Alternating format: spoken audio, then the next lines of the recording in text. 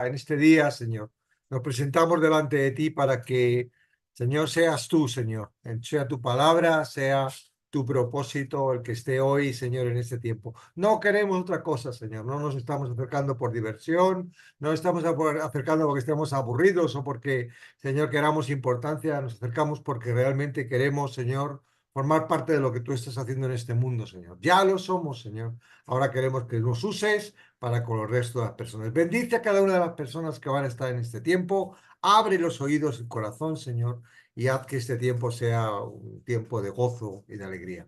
Amén. Bendiciones a todos. Eh, Vísperas de 31. Se acaba el año mañana. Y seguimos, ¿verdad? Contando.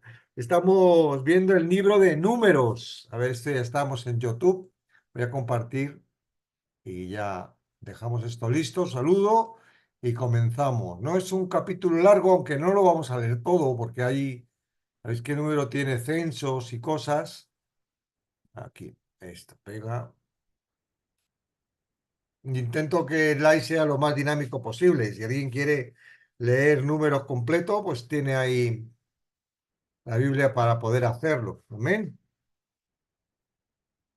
Ahí está, en vivo para grabar YouTube. Bueno, saludo a las personas que estáis ahora mismo en el chat, que pueda ver, claro, María, Berta, Cris, José Luis Piñara, Matriz, Juan Ángel, no, José Ángel, perdona, Luis, Jessica y otro José Luis, todos los José Luises, yo José Luis también.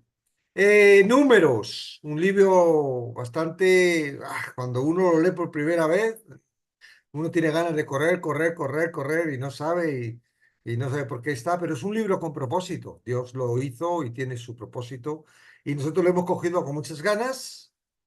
Queremos descubrir las sombras de Cristo. Dice Jesús que en las escrituras donde los escribas estaban investigando, en toda la escritura está Cristo. No hay otro motivo. Que si descubres que está el hombre, de nada te sirve porque el hombre no te va a salvar. Jesse, bendiciones. Entonces, bueno, vamos a buscar a Cristo, a Dios, ¿verdad? En todo esto, en todos estos números, y que de alguna forma también nos sirva, no solo como historia de ver lo que pasó, sino que nos sirva en nuestro tiempo, porque en aquellos tiempos había personas que estaban siendo dirigidas por Dios, igual que ahora nosotros estamos dirigidos por Dios, ¿ok? En aquello tiempo se estaban formando la palabra y ahora tenemos nosotros la suerte, el privilegio de poder verlo desde arriba ya formada la palabra y ahora pues ya tenemos completa la revelación y estamos esperando a que esta revelación que vino, nos salvó y nos ha hecho suyos, venga de nuevo y mientras que no viene, pues nuestra visión es predicar el Evangelio, hablar y que la palabra trabaje por su propia cuenta. Amén. Entonces tenemos número 2. Vamos a ver, desde el 3 al 33 no lo vamos a leer porque es la situación del pueblo alrededor del tabernáculo y es un poco, es simplemente de orden. Si tú quieres leerlo luego despacio, lo lees, ¿verdad? Yo si tuviera ahí mi familia, seguro que lo leía para buscar. Pero en realidad está ahí nuestra familia, ¿verdad? Está Cristo. Amén. Entonces vamos a empezar con números 2, que son 34 versículos, de los cuales 33 no vamos a leer. Hoy leemos pocos versículos. Dice, el pueblo ya ha sido contado. En el número 1 vimos que, y era un número exacto, dijimos que no era un número aproximado, no, no, no. Dios es exacto y conoce claramente el número de su pueblo. Amén. Y entonces no, él lo sabía, lo contó, ¿para qué? Para que ellos mismos lo supieran, porque Dios sabe hasta el último pelo de nuestra cabeza, con lo cual no era una intriga que tenía Dios, ni para fardar, ni para que fíjate cuántos somos, sino era para mostrarnos la importancia de que Dios sabe, conoce, controla, es exacto el número, ¿verdad? Y todos tenemos nuestra importancia en el pueblo, en Cristo. El pueblo ya ha sido contado. Ahora Dios muestra algo más profundo. ¿Cómo debe disponerse? No se trata de solo de saber quién son, sino cómo viven en relación con su presencia. El orden que aparece en este capítulo no es militar, ni estratégico desde una lógica humana. Es un orden espiritual y así lo tenemos que ver. Amén. Aunque realmente había batallas, en realidad no era un ejército, ¿verdad?, para conquistar, ya estaba conquistado, ya en la tierra lo iba a conquistar completamente Cristo, ¿verdad? Y Dios tiene poder como para hacer lo que quiera. Él estaba tratando con su pueblo igual que está tratando ahora. Entonces, este orden que vamos a ver en este capítulo es un orden espiritual. Antes de caminar, Dios no solo da identidad, que estuvimos viendo el capítulo pasado, define el centro. Tenemos una identidad, ¿verdad? Pero ahora está definiendo el centro. Un orden que nace de la voz de Dios. Números 2:1 dice, habló Jehová a Moisés y a Aarón diciendo. Claro, estamos acostumbrados a leer estos versículos, pero es muy importante porque no es Aarón el que dice. Tú, por ejemplo, estamos estudiando los domingos el libro de Job y ahí dice Job, sale de Job, no sale de Dios. Dice el amigo de Job, o sea, dice la mujer de Job, igual que el libro de Salomón, dice Salomón, no, cuidado, porque el libro, la Biblia sea bíblica y ha sido inspirada por el Espíritu Santo no significa que todo lo diga Dios, ¿verdad? Hay cosas que salen de nosotros. Aquí habla Dios. Amén. Entonces la importancia de saber es que no es de un hombre, es de Dios. La palabra de Dios es de Dios. El capítulo comienza de nuevo con una voz. Nada en la disposición del campamento surge de la iniciativa del pueblo, del hombre. No hay consenso, no hay elección, no hay preferencias personales. El orden no se negocia, se revela. Esto establece un principio que atraviesa todo el libro. El orden verdadero no nace de la organización humana, sino de la palabra de Dios, cada uno junto a su bandera, pero no, pero uno, pero uno solo en el centro. Amén. Yo he estado en un concilio durante 20 años, en un concilio administrativo de una iglesia, de una congregación, de estas que hay muchas por el mundo. Yo hubiera deseado que las cosas fuesen dadas por Dios, pero allí nadie escuchaba a Dios o nadie podía oír a Dios o pensábamos, o pensaba todo lo que había ahí, que era la forma de hacerlo. Como era consenso humano, lo que la mayoría dice, lo que nuestro espíritu, ¡ay, mamma mía! Eso es lo que se hace. Aquí no, aquí en este libro no hay razonamiento humano, no hay, a ver qué me parece a mí, qué te parece a ti, vamos a hacer mayoría. Es Dios. Por favor, esto es lo que tienes que tener claro a la hora de estar leyendo este libro, ¿verdad? No es algo humano, no es algo religioso, no es algo de tradición, es Dios dando un orden para un propósito. Entonces, Dios ordena que cada tribu acampe. Números 2:2. Los hijos de Israel acamparán cada uno junto a su bandera bajo las enseñas de la casa de su padre.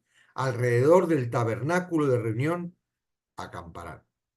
Cada tribu tiene identidad, historia y lugar.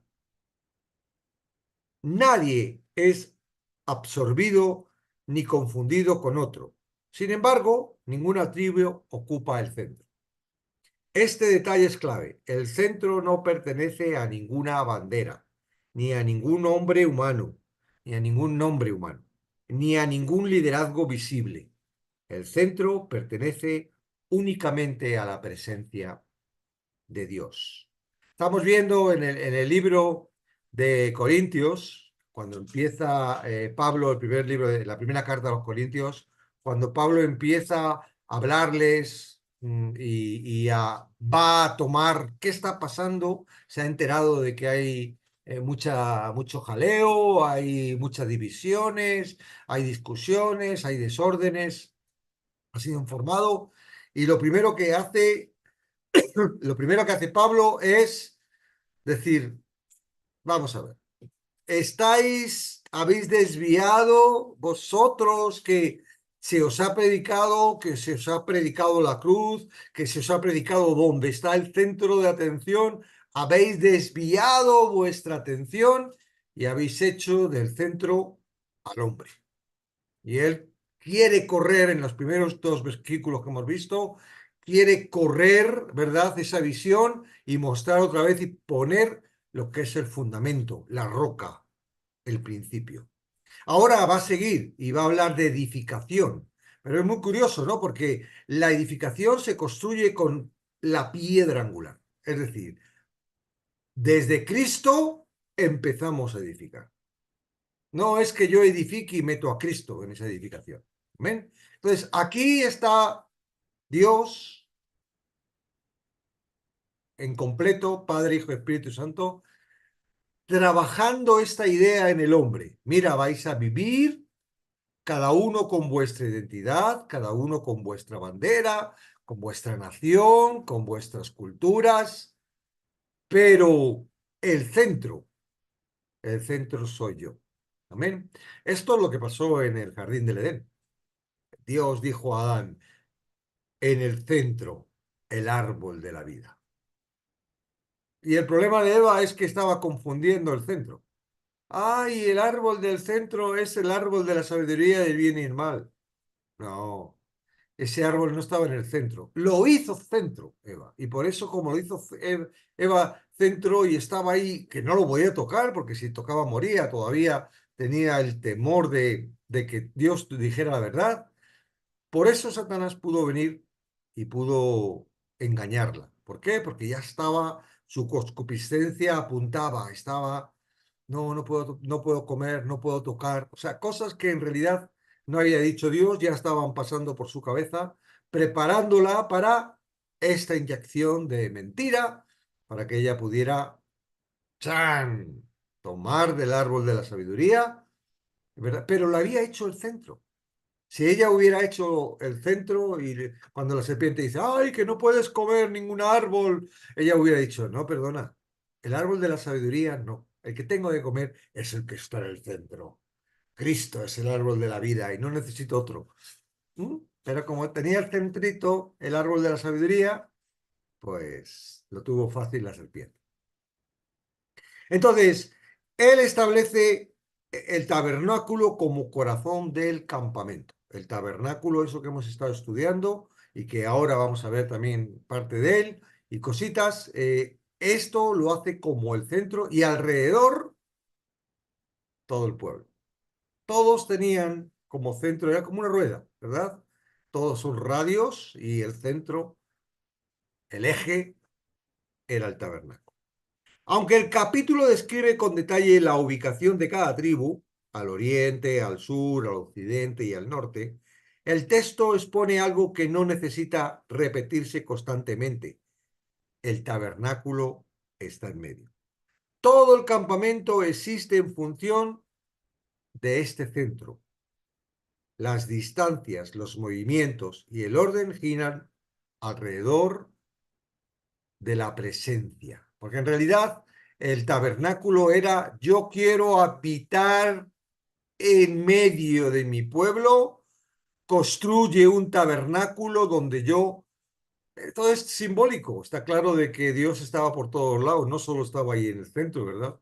Dios es más grande y lo cubre todo el universo, pero está hablando para que en un momento dado nosotros humanos con una mente pequeñita, pues podamos entender que Él es el centro. ¿Qué significa que Dios sea el centro? No es Dios es lo más importante. No, eso no es el centro. No, Dios es alguien a quien tengo que creer. No, esto no es el centro. No, Dios me está vigilando y tengo que alabarle, tengo... Esto no es el centro. El centro significa que mi propósito, el propósito por el que yo vivo, está centrado en Él, en su presencia. Todo lo que se vaya, toda la visión que se vaya de mi propósito, me va a desviar y como una rueda me va a hacer no girar completamente bien.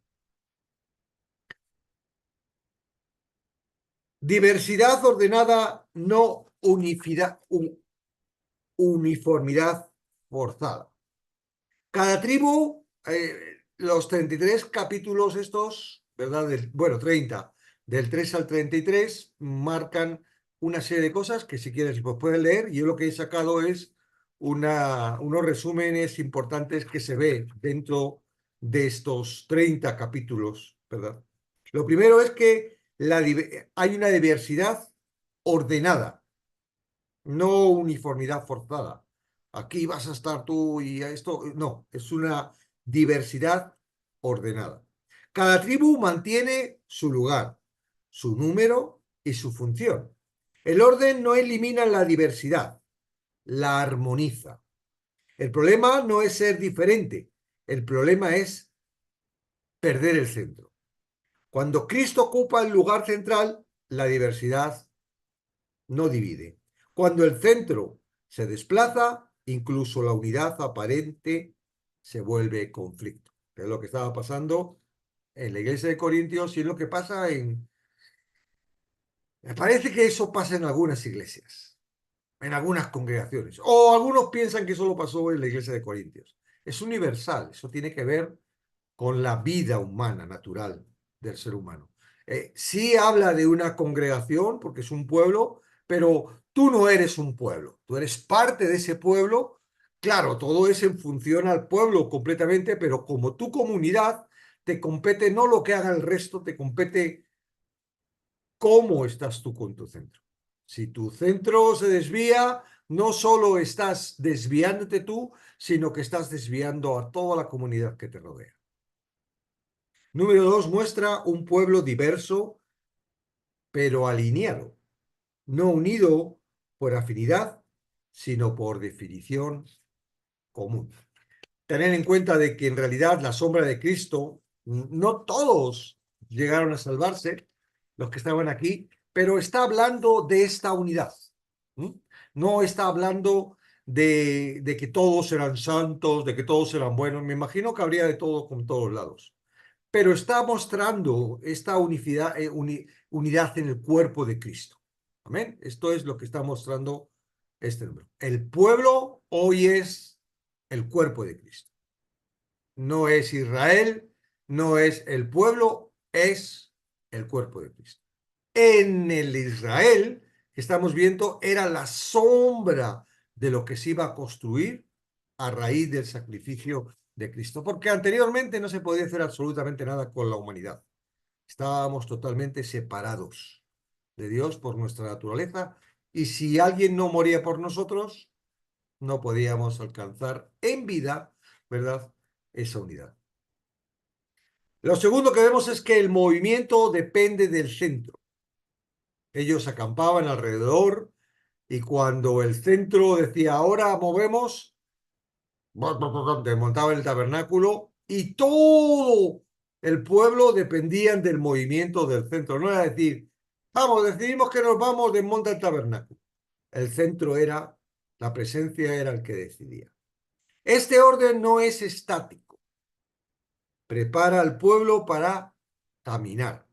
Más adelante, cuando la nube se mueva, el campamento se moverá en el orden ya establecido. Y él estableció el orden. Primero este, después esta tribu, después esta tribu. Nada se pone, se deja al orden que, no, como tú quieras. No, no pasa nada. Da lo mismo. No, hay un orden muy estructurado. Dios es completamente exacto, perfecto. No hay nada que se le salga del orden.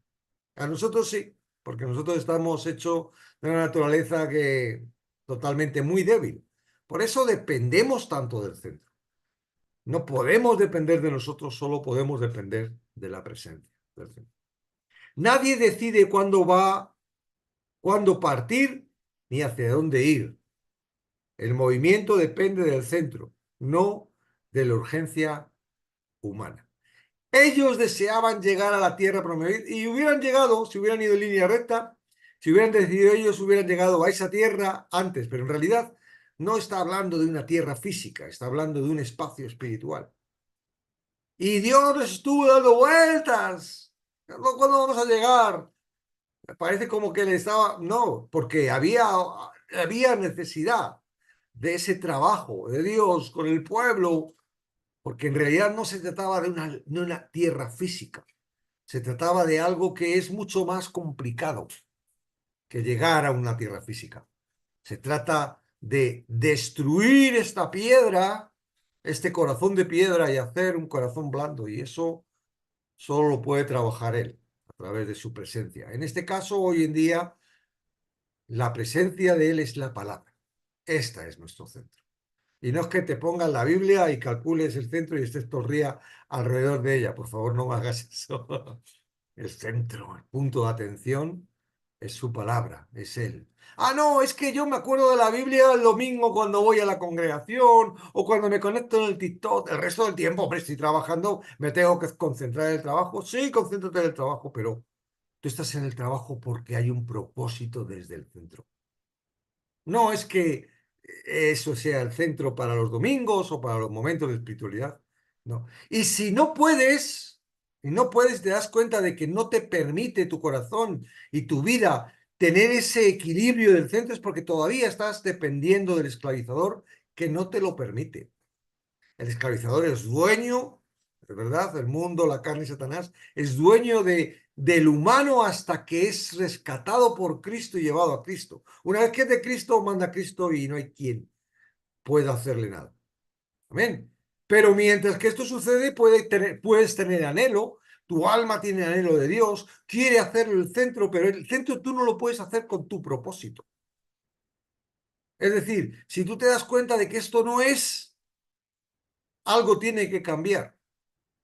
Imagínate, ¿no? Un esclavo, de los que nosotros nos gusta ver, no los trabajadores de hoy en día que son esclavos de 8 horas, no, no. Un esclavo de esos negritos que vivían en el sur de América con el algodón, vamos a imaginarnos ese.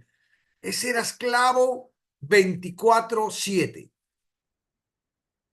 Ah, y ese negrito le hubiera gustado, ¿verdad? Irse con la novia a bailar. Y digo negrito porque eran los negritos los que tuvieron ese. O le hubiera gustado tener un tiempo, ¿verdad? Con la televisión, la hoguera, el móvil.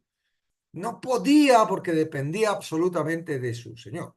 Y el problema del mundo es que no tiene un señor bueno, es un señor tirano, es malo, el esclavizador del mundo. Claro, Dios lo ha preparado así para que no digas, qué bien estoy. No, te tienes que dar cuenta de que estás mal. Anhelas la libertad, anhelas poder estar en Cristo, pero no puedes por tu propia cuenta porque eres esclavo. No puedes, porque esto, ay, tengo que ser el centro y te pones y te preparas. Y eso son obras. Tú no puedes tener al centro a Cristo por tu esfuerzo, porque eres esclavo. Anhelar, sí. ¿Y por anhelar vas a llegar? No, pero por anhelar te vas a dar cuenta de cómo el corazón te está dirigiendo, cómo el esclavizador te está dirigiendo, cómo el mundo te está dirigiendo y no te va a gustar. Vas a decir, ¿cuándo va a llegar el Salvador?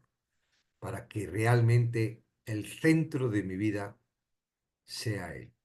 A Adán y Eva le hubiera gustado decir, ay, he comido del árbol del bien, de hacer bien y del bien y mal, pero perdóname Dios, ahora voy a comer del árbol de la vida. No pudieron comer del árbol de la vida. Dice que colocaron unos ángeles con una espada para la que no comieron, porque no lo podían hacer ellos.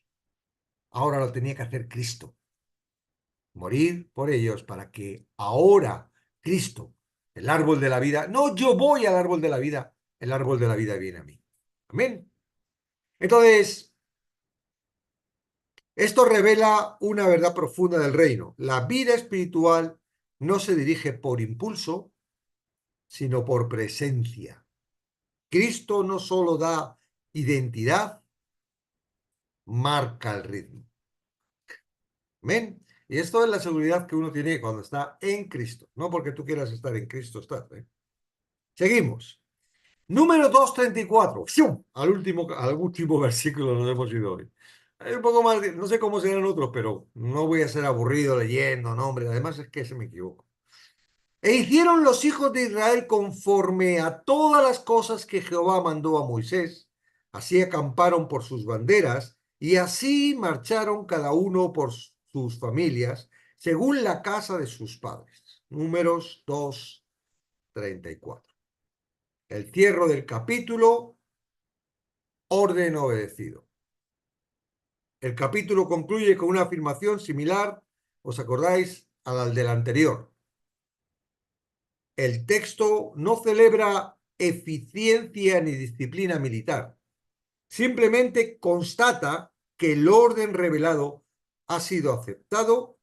No es una exaltación del pueblo, sino una confirmación. La palabra de Dios ha establecido la disposición correcta. Por eso digo que nada podemos hacer si estamos fuera de Cristo. Y si estamos en Cristo, podemos obedecer porque estamos en el obediente y no estamos en el esclavo. Claro que queremos obedecer. Pablo dice, ay, lo que no quiero, eso hago. O lo que hago, no puedo hacerlo. Claro que uno quiere, pero si uno no está libre de esta dirección, si uno no pertenece al centro o a la presencia, por mucho anhelo que tengas, vas a encontrar mucha frustración. ¿Cuál es el peligro? Que lo estamos repitiendo constantemente. El peligro es creer que puedes llegar y estés perdiendo el tiempo insistiendo, insistiendo. Con estos picos que hablamos de la montaña rusa, ahora el corazón te permite y parece que estás muy cerca de Dios, de repente el corazón se endurece, otra vez vienes abajo y empiezas a tener un montón de problemas y te sientes súper pecador y otra vez para arriba, como una montaña rusa. ¡Ey! ¿Tu vida es así? Entonces es porque todavía estás en manos del enemigo. Y esto no es malo. Lo malo es pensar que no estás en manos del enemigo estando en manos del enemigo. ¿Por qué? Porque te ha engañado, estás dirigiéndote por alguien que no te aprecia. Ay, ¿por qué no me lleva a Cristo? Bueno, si Él está intentando convencerte. Él pone medios, él pone instituciones, Él pone personas, Él pone cosas para que lo que pasa que es que si tu corazón está endurecido, ¿verdad? Y todavía, pues todavía tiene un trabajo, y este trabajo es duro. Imaginaros el pueblo de Israel. Pudo haber dicho, wow, gloria a Dios, hemos salido de Egipto, ya somos libres. 40 años. Es más, estos que salieron no llegaron a la tierra. ¿Por qué no llegaron? Porque el corazón no se puede desendurecer por su propia cuenta, es un trabajo de Dios. Pues que me desendurezca, si lo está haciendo. No te preocupes. Esto lo está haciendo. Amén. Personalmente yo no puedo decir que yo siempre evalúo y miro cómo he llegado yo a donde he llegado. Y me di cuenta de que yo no he llegado a donde he llegado por mis méritos, ni por lo que he hecho. ¿Sabes lo que siento? Tanta misericordia, tanto agradecimiento. Yo siempre me pregunto, y le pregunto a él, él no me contesta, pero yo me pregunto, ¿qué yo? ¿Por qué no puedo ser otro? ¿Por qué yo? Porque uno cuando llega a Cristo no llega por sus medios. Uno nace. Tú naciste físicamente y quisiste nacer y te diste cuenta, por fin estoy en la vida. No, naciste y entonces te encontraste aquí en la vida y cuando te pasan las cosas malas como, oh, ¿para qué he nacido? Porque nadie nos pide permiso para traernos a este mundo.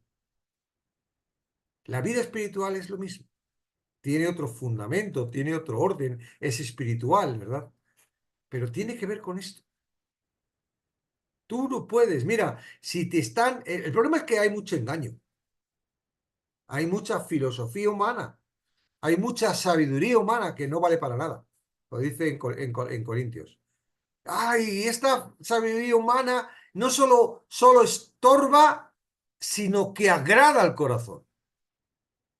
Tú no te has dado cuenta cuando estás escuchando a un predicador que te está exhortando, pero está agradándote porque te está dando esperanza.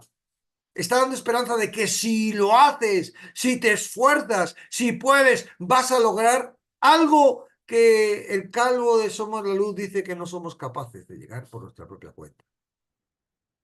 Claro, ese mensaje tiene esperanza, pero es una mentira, porque no puedes llegar por tu propia cuenta. Es más, hasta que no te des cuenta de que no puedes llegar, no vas a llegar. Pues con lo que vea el veneno que tiene todas esas prédicas. Pero al corazón le agrada. ¿Por qué le agrada al corazón? Porque él sigue siendo el jefe y dueño. Mientras que tú estés haciéndole caso, todavía él te dice, haz esto, que vas a estar cerca de Dios y ¡ay! Te sientes espiritualísimo. Es el propio corazón mentiroso y perverso el que te lo está diciendo. Y te permite. ¿Mm? Yo una vez estuve en un curso que me contrataron para grabarlo, todo el curso, cuatro días, tardó, montones de horas. Era un japonés y le traducía a un español. Y trataba sobre guerra espiritual. Y a mí me quedó el inicio, dice, venimos a resolver esto, decía el japonés este. Lo decía, joder, Hong Kong ni Hong Kong no. No sé japonés, pero bueno. Venimos a resolver esto. Pastores, porque eran todos, la mayoría de los que estaban allí eran pastores, ministros y tal. ¿Os habéis dado cuenta de que cuando predicamos la palabra, de repente una persona que acepta a Cristo parece como que está acercándose a Cristo y de repente hay algo como que le jala? Y todo el avance que ha hecho hacia Cristo es como que le echa para atrás y que no puede. Y has estado trabajando con él una semana, un mes, 3 meses, un año. Y después de un año todo lo que has estado trabajando con él no sirve para nada porque hay algo como que le jala. Y hablaba de eso, ¿no? Entonces ellos decían que lo que le jala es el enemigo que le cogía y le jalaba para atrás. Y vamos a ver. Ahora, claro, yo en aquella época la guerra espiritual era contra el enemigo, rompiendo cadenas y ahí haciendo como que yo puedo hacer todo eso. Eso es lo que ese japonés vino a decirnos ahí, que todo era una mentira del enemigo para seguir entreteniéndonos en lo que no podíamos. Ahora en mi posición y acordándome de esa prédica, claro, déjala porque es él el que suelta la cuerda para que creas que estás. Y cuando le dé la gana, tira, porque todavía está agarrado. Porque si no estuviera agarrado, no tiraría. Ahora está así agarrado, está muy mal, desesperado, empieza a buscar a Dios, le suelta otra vez. Ay, qué bien, ya estoy en Dios. Ah, Dios me ha salvado, me ha mejorado, Dios me ha ayudado. Y otra vez le vuelvo a tirar. Porque todavía no están libres. Amén. Entonces el capítulo concluye con una afirmación similar. Tú no puedes ser obediente. Ellos obedecieron, porque lo que tú estás viendo en Números es la sombra de Cristo y el cuerpo moviéndose alrededor suyo. Vas a ver las dos cosas en Números. Vas a ver la unidad como el pueblo de Israel, pero no pienses en pueblo de Israel como personas que están formando un pueblo. Piensa, cuando hable del pueblo de él, piensa como esas personas que han sido alcanzadas. En aquella época habría algunas, aunque todavía no podían pasar por caja porque tenía que pagar, estaban ya en el carro. Pero habría otras que no. Habría otras, ¿verdad? ¿Quién eran estos a los que apedreaban? ¿Quién eran estos a los que pues, claramente personas que no creían que Cristo fuese el centro? No estaban todavía, seguían endurecidos su corazón, tenían todavía la añoranza de Egipto. Ay, qué bien estábamos en Egipto. Y no te creas que estaban, claro, estaban mejor en Egipto que ahí, que en Israel, porque en Egipto tenían los dioses y todo lo que eso. Aquí me han quitado todo esto. Vamos a hacernos un diosito de esos. Amén. Cristo revelado en Números 2. ¿Dónde vemos a Cristo revelado en número 2? Bueno, en este capítulo, Cristo se revela como el verdadero centro del pueblo de Dios. Tú cuando hables de tabernáculo, y lo hemos estudiado, ¿verdad? ¿Qué era el tabernáculo? Cristo. Es la sombra de Cristo. Entonces, ¿dónde vemos el número 2? El verdadero centro del pueblo de Dios es Cristo. Aquel alrededor del cual todo encuentra su lugar. el pueblo bien ordenado alrededor de la cabeza es Cristo, la sombra, ¿verdad? De Cristo. El que armoniza la diversidad sin eliminarla es Cristo. El que marca el ritmo del caminar es Cristo. Y la presencia que da sentido al orden. Quizás los estudiosos, los fariseos, los escribas, los judíos, todos estos que se acercaban a estos libros sagrados con tanta, tenían a su Dios que era santo, no podían nombrar esa presencia. No hay mucha diferencia de ese Dios con el de Alá. Fíjate lo que te digo. Si tú te pones a comparar el temor es un distante, no es cercano, es todavía fuera del ámbito de Cristo, que es imposible alcanzar, pero que está. Ellos en un momento dado, el pueblo, ¿verdad? Entendieron que eran especiales, Dios los había elegido para su palabra, vieron cómo los defendía y arrasaba a todos los pueblos que alrededor y se lo creyeron. Se creyeron que eran especiales ellos, como si Dios tuviera favoritos y no favoritos. La presencia de Dios es la que da sentido. No, no que sea judío, que sea. Amén. Si Cristo es el centro, el orden se vuelve. Sin Cristo, perdona. Sin Cristo en el centro, el orden se vuelve estructura vacía. Con Cristo en el centro, incluso el desierto tiene sentido. Dios no solo cuenta a su pueblo, Dios lo ordena alrededor de su presencia. Si tenemos que hacer, ¿verdad?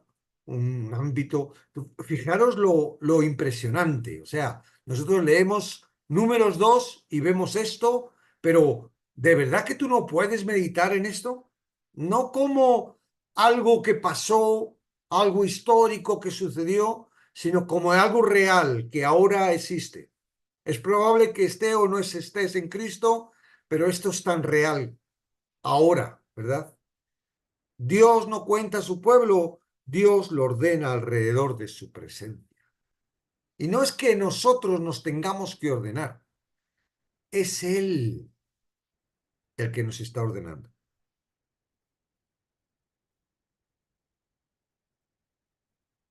Ah, yo estoy aquí, el otro está allí, ¿dónde está la iglesia? No, la iglesia está, es un ser espiritual que Cristo como centro está ordenando para su propósito. Número 2, revela que el problema del hombre no es la falta de dirección, sino el desplazamiento del centro. Cuando Cristo ocupa su lugar, el pueblo puede caminar. Cuando no, incluso el orden se convierte en confusión. El camino solo es posible cuando la presencia está en medio. Bueno, te animaría a que escucharas el capítulo de ayer del curso que estamos dando de Corintios. Está muy bien porque Pablo ha colocado, ha dicho, mira, no somos sabios, Dios ha decidido que la salvación sea no con la sabiduría del hombre, va a los necios para fastidiar a los que se creen son sabios. Y no es porque no haya sabiduría, no, es la sabiduría del hombre no vale para nada, pero Dios tiene su propia sabiduría que estaba totalmente oculta Estos no podían verla. Y durante siglos no pudieron ver esta sabiduría que estaba oculta, que ahora Él, a través del Espíritu, dice que hablábamos de que el Espíritu Santo a nuestro espíritu que ha nacido en Él, ¿verdad? Nos transmite esa sabiduría. Y es la sabiduría en el espíritu, no en mi cabeza y en mi corazón y en mi pensamiento la que me dirige, es la del espíritu, es todo espiritual. Y claro, uno dice, ay, ¿eso dónde está? ¿Y eso cómo es? ¿Por qué? Porque anhela que quiere tener esa sabiduría en la cabeza, pero ¿quién quiere tener esa sabiduría? Sino tu propia carne. Y ahí es donde está la ruptura. Quien está en Cristo entiende todo esto. Quien no está en Cristo se le rompe la cabeza. Porque no puede llegar a entender qué está diciendo, de qué está hablando, qué. Pero por eso hay muchas personas que dicen, porque antiguamente esto de en Cristo parece como que no se hablaba, pero está en la palabra, no lo estamos inventando, no es algo de una tradición ahora, de una traducción nueva, esto está. Sin embargo, la gente dice, ahora les ha dado la manía de en Cristo y han sacado ahí una doctrina de en Cristo que, porque rompen completamente todas esas doctrinas de obras, de esfuerzo, de humanismo, de que estaban por siglos dirigiendo a los que se creían que eran iglesia. Bueno, número 2. Hemos leído 2 versículos y hemos estado 50 minutos. Bueno, no está mal. No sé qué pasará en números 3 porque yo lo voy estudiando a la par, pero número 2. Número 1, Dios cuenta, porque tiene importancia, ¿verdad? Y da identidad. Número 2, coloca el orden y la forma en él, con el centro él. Amén. Bueno, hasta aquí yo. Ahora podéis hablar. Todo lo que habéis hablado anteriormente, no lo sé porque no lo puedo leer. No soy como las mujeres que pueden hacer 2 cosas a la vez. Jessica, bendiciones.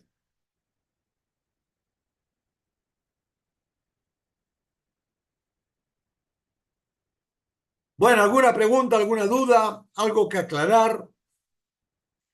Si no estás de acuerdo en algo, también puedes decirlo, no pasa nada.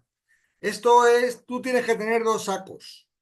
El saco donde metes las cosas que te gustan y el saco que metes las cosas que no te gustan. Y ya está. Si a la larga es Dios quien está trabajando y es la palabra quien está como una espada.